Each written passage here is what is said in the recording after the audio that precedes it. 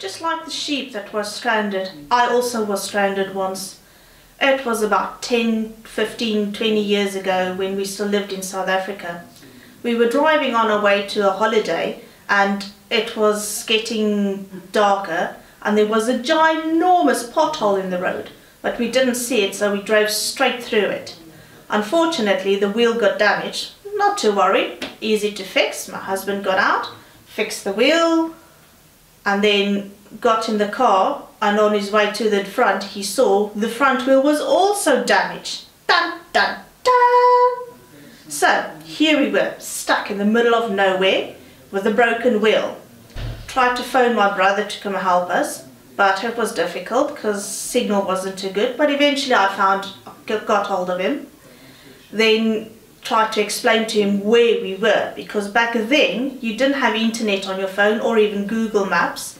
We had to write the directions on a notepad and try and explain to him where we were, which was kind of difficult because it was literally in the middle of nowhere. And he wasn't happy with that explanation of, oh, there's a field to the left and a field to the right and you can hear some frogs croaking and some crickets chirping. He just thought that was silly. Eventually he did get there, but before I was so scared, let me tell you. I saw an animal far away on the hill and I thought it could be a lion, for all I know. Maybe it was a horse or a cow. But when you're in a situation like that, when you're scared and worried, things can always seem a little bit more scary. And what made it even worse was my phone didn't have a lot of battery left. My husband's phone was completely flat.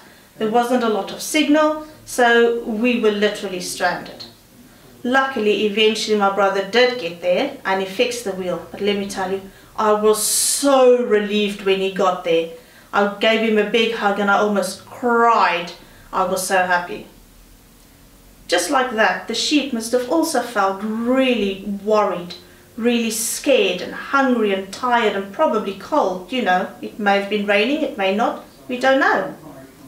But the shepherd came and the shepherd saved him. And when the shepherd saved him, he must have also felt very relieved and very loved to know that just like my brother who stopped what he was doing to come and help me, the shepherd stopped to come and help the sheep as well.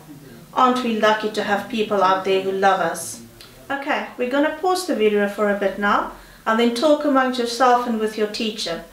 What do you think the sheep was hoping for? What do you think the sheep felt like?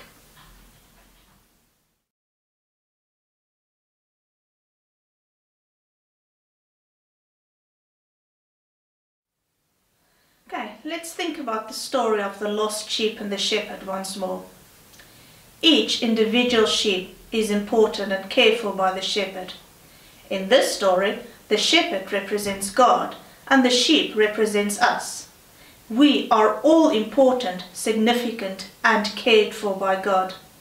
Each of us matters in the same way as everyone else.